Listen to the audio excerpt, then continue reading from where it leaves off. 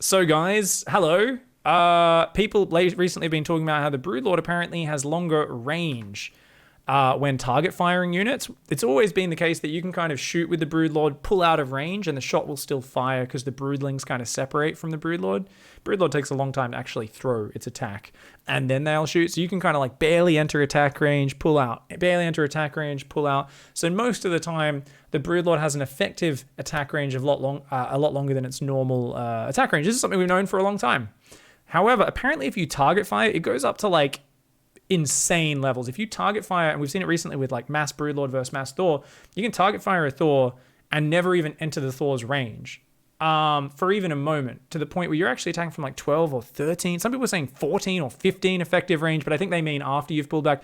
Basically, they're saying, look, you can actually fire the shot from 12. That's the closest you ever need to come to the Thor, and then pull back when the Broodlord's meant to have 10 range. And I'm like, ooh, that seems kind of broken.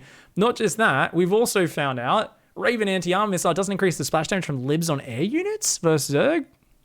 Is this intended? If not, it seems like quite a few bugs coming to light recently. Infested Terrans ignoring air armor, Broodlord range, etc. This comes as news to me, if this is true. I love Katz's beautiful reuse of this lovely Photoshop there. So anyways, we're going to go into game, and we're going to quickly test the Liberator one, because I've never heard of that. The Broodlord one will also test for a second. I don't know how to set up like a range. Does anyone know how to set up like a range checker? I feel like there's a map I can put range markers somehow.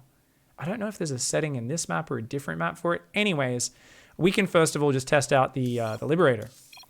So what we're going to do is we'll take a 0 air armor unit like a Banshee, and we'll have a Liberator over here and a couple of Ravens. We'll make sure full energy's on. Yes. Okay. So basically, your request. A Liberator should be doing... Wait, it doesn't do bonus to light? Oh, does Liberator do flat damage now, guys? I thought it still had... I thought it got nerfed, but did they just nerf the bonus to light damage? I totally forgot about that. In Terran, apparently you can set up markers, people are saying. Oh. Let's do that. What's marker? Oh, you mean I can put up little things? Anyways, that's cool. Oh, did I? Yep. Anyways, we'll do that in a sec. All right, so let's take a look here. So the Liberator should do 5 damage a shot to the Banshee. The Banshee has 0 armor, okay? Hold position that Banshee. Takes 10 damage, 10 damage. Okay, obviously 2 5 damage. So it should take 10 damage. Let's anti-armor missile that. Standing by. I got my ears on. And, okay. We read you. Loud and clear. No, it's doing extra. It's doing... Yeah, it's doing extra. It's doing more than 10. It's doing 16 at a volley now. So, when I heard the Muslim say this... Oh, it's the splash. Oh, okay, good point. Okay, so apparently it's just the splash. So the direct attack does get affected. Oops. Attention, we read you. But apparently the splash doesn't. Right, okay. I was like, huh. Yeah, that's a good way to test it, Piggy. So. Initiating. Call the ball. Need something liberated? Okay, so you can see here the splash damage. Call the ball. Oh, let's do that again. Since there's different levels of splash, I believe. So that just took, it's 115. Standing by. Of course. Now it's 105. So it's taken 2 5 damage shots of splash. Easy. Course set. Loud and clear. 95. Got freedom. Moving into position. Down to 85. So it's taking full splash damage. 100% splash damage on all these units. Okay. Your request. So now, anti-armor missile hit all of them. So this should end up on less than 75. It should end up on 69. Oh, fuck, I just messed it up. Wrong unit I targeted. So it's on 69. It should end up on less than 59. Let's see. Oh, it ended up on 59. That's insane. 49. Oh my god. Yeah, you see the middle one is taking way more damage there? That's ridiculous. That makes no sense. Does all splash damage get affected like that, or just that? So let's do a quick test. Let's do a quick test. So what we want now is we want to test this with a siege tank. All right. So let's go.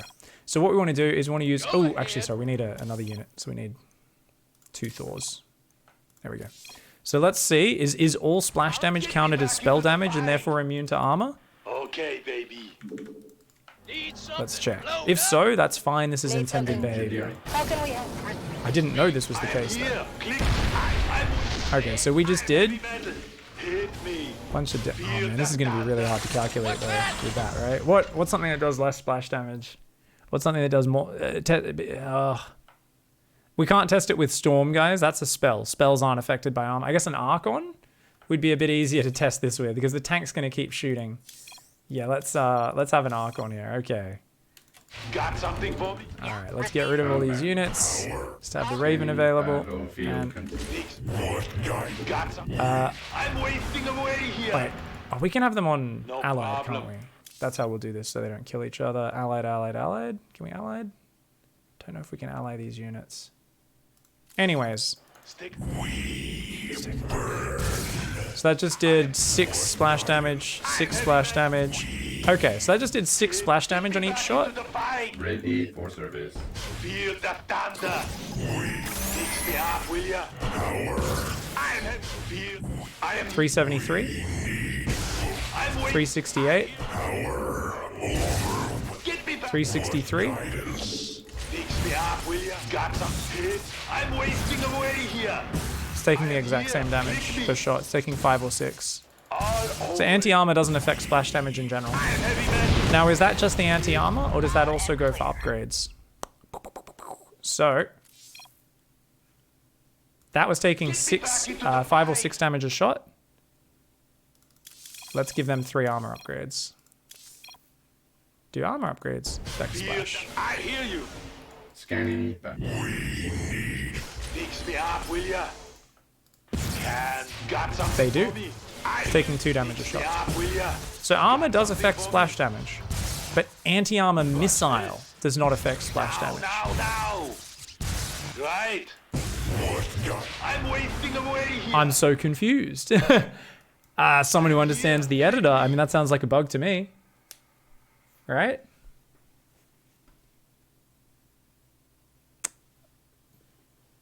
It doesn't work with Archons because Archons don't respect armor on bio units, says sure.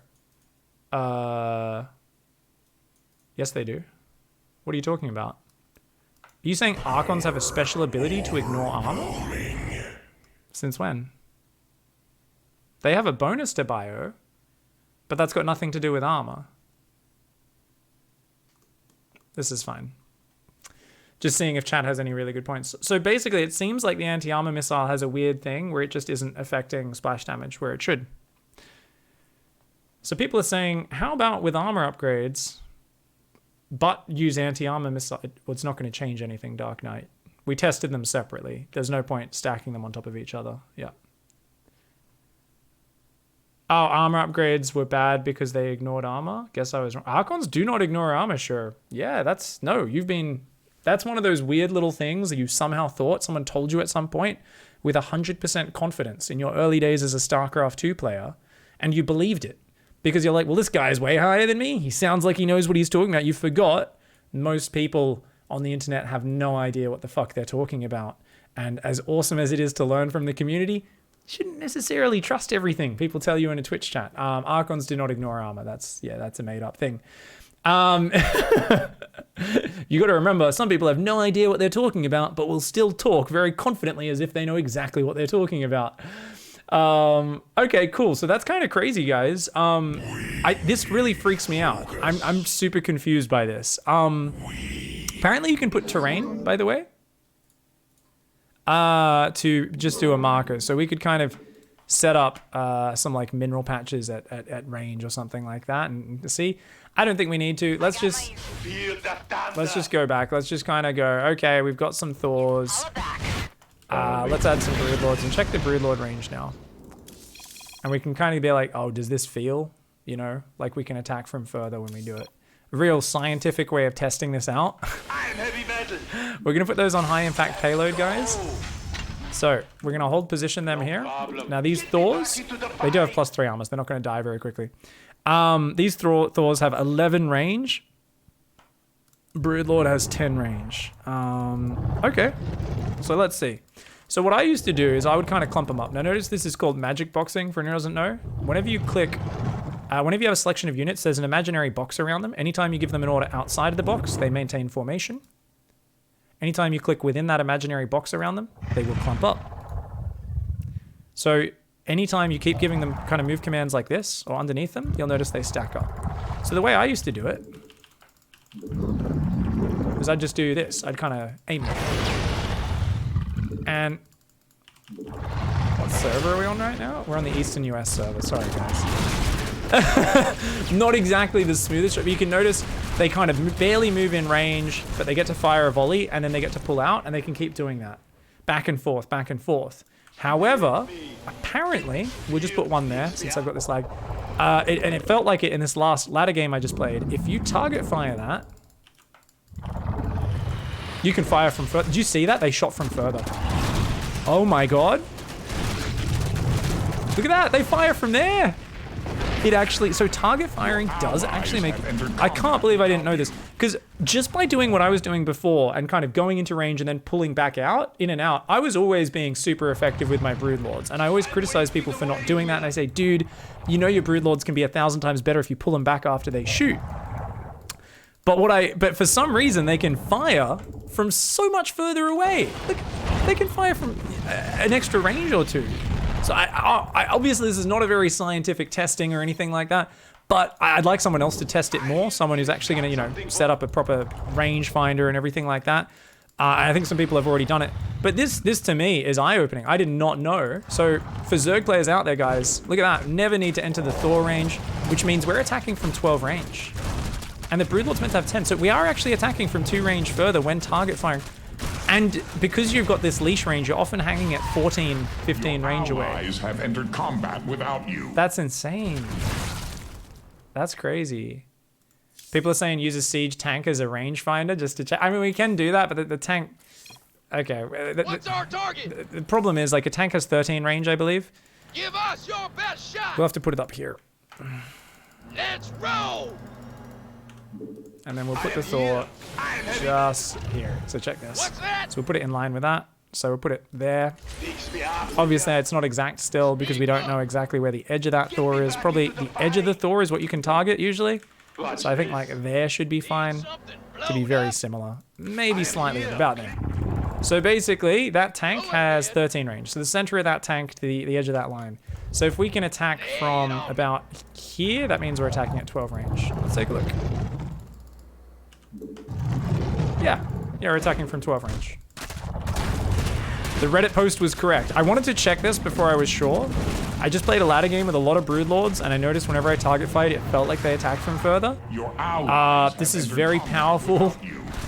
The whole point of the Broodlord is it's balanced as this incredibly long-range siege unit, gets the little bitey boys on the ground. Apparently when you target fire, it spawns 2 units as well. You get 2 shots in one. So let's test that. People have talked about this, and I didn't even realize this. I'd heard it, and I'd forgotten about it.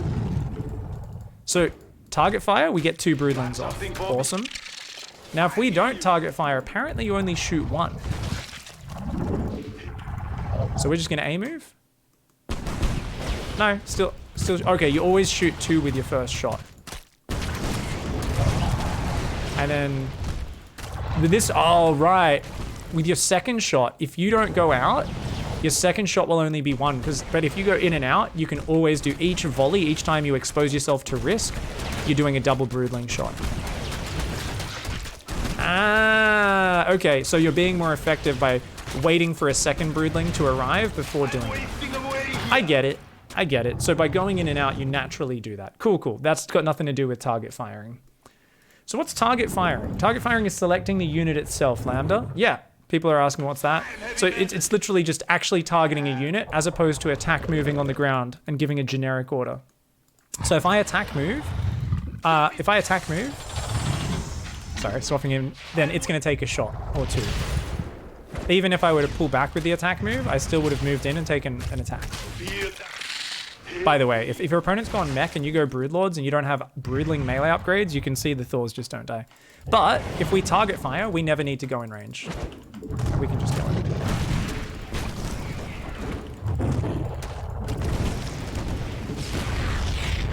Beautiful.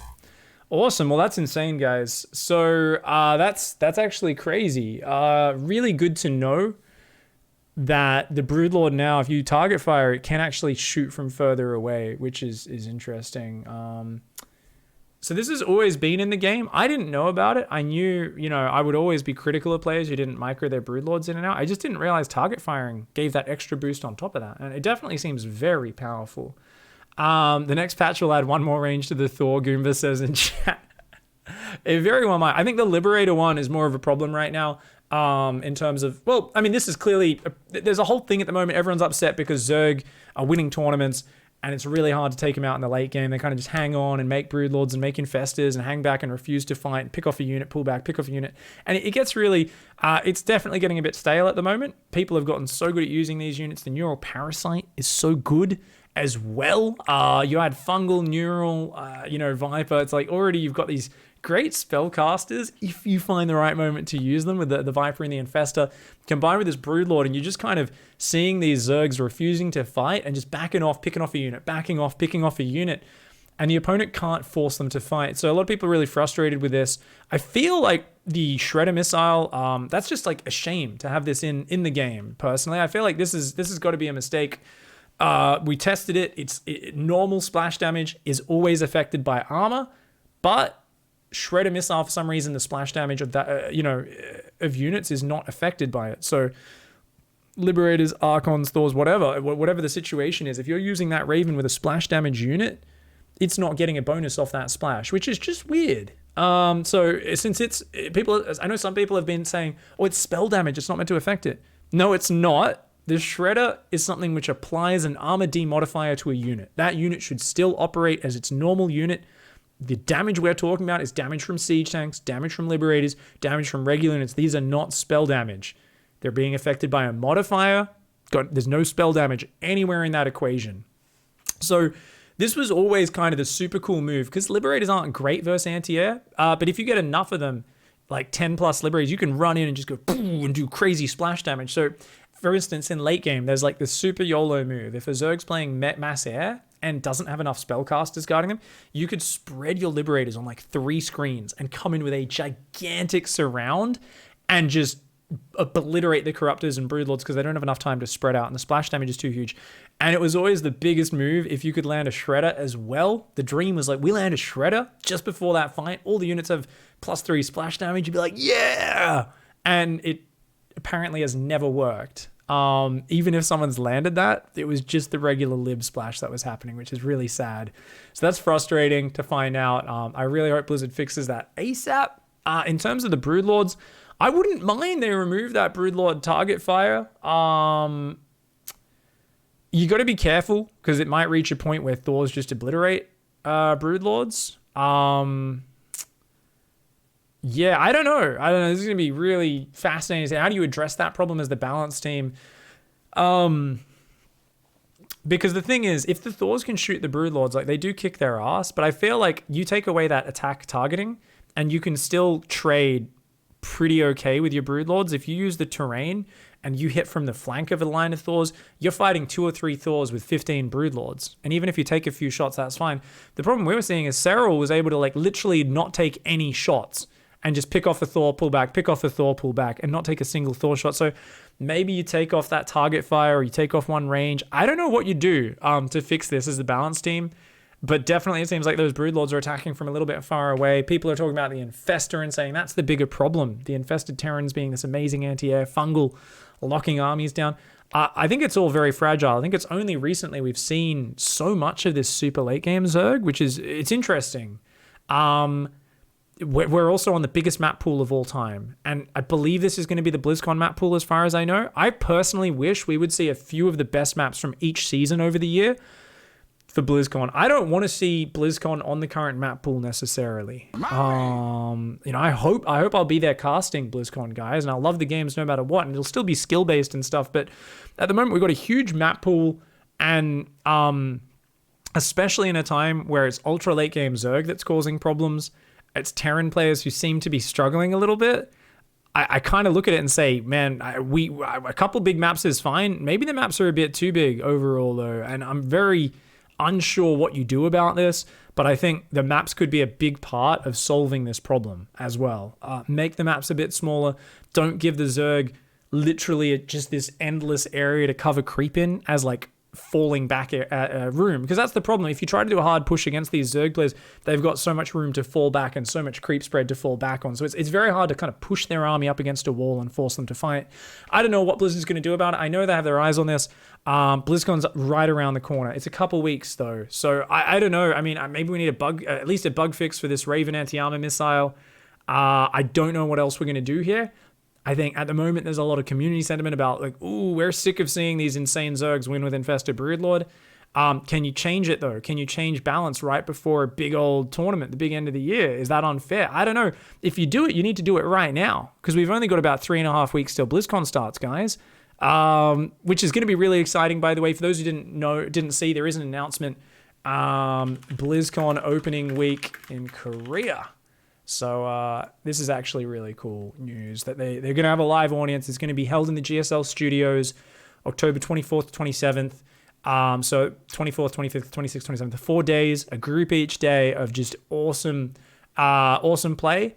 And the final day will be just one day of the top 8 played out at BlizzCon on November 1st. So the first day of BlizzCon, the Friday of BlizzCon, all the games will be played up on the big main stage. We've got the main stage for that, which is going to be awesome. So, yeah, that's actually amazing. I'm super keen for it, guys. I think we are honestly hitting a point where players are so good at late game. It's weird that we've entered this stage of StarCraft, because it's always been like an outlying player who's good but not the best, who's amazing at late game. Man, get your fucking bird out of my face. Jesus Christ. People that pick... I gotta, what's that Pokemon called? I'm gonna nerf that thing. So I'm gonna make that tiny. Get it off my face.